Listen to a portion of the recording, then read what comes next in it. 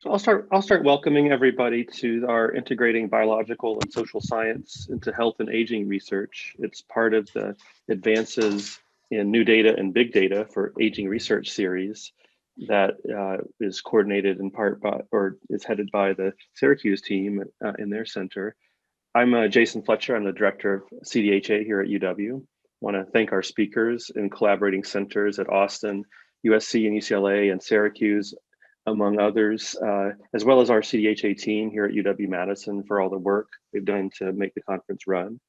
CDHA is celebrating our 20th anniversary recently, and one of the major directions has been to collaborate on our initiative in social genomics. So that's a part of the reason we focused on this for our workshop today.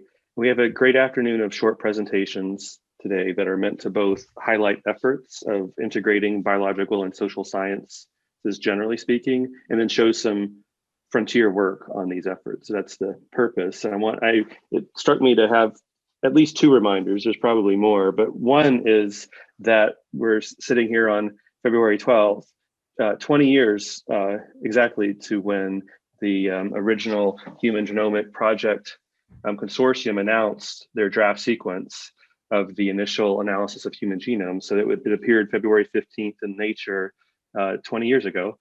So that frames part of how we got here. And the other part of how we got here is a little bit longer term, which is that we're also holding this on Darwin's birthday. So Darwin was born February 12th, 1809. And actually you'll see, I think, pieces of both of those elements. Certainly the Human Genome Project is throughout today. And then you'll see on the schedule that we even have some nods to Darwin with Patrick Turley's talk later on sort of mating and evolutionary aspects of that. So without further ado, I'd just like to happily welcome our 100 participants who are going to be in and out today, and say that we'll be posting these talks on YouTube in the coming weeks for further circulation, and for all our audience to feel free to use the chat throughout to pose questions, and we'll have it structured so that there'll be about 18 minutes or 20 minutes of presentation followed by some Q&A. So whenever you have some questions, feel free to start adding them to the chat, and we'll take those on at the end of each talk. So I think we're now on time to turn this over to Steve Cole to go first. So if Sherry will stop sharing and Steve will start sharing, I think we'll move this right along. So thanks everyone again for coming, and we'll really look forward to a great set of presentations and discussion today.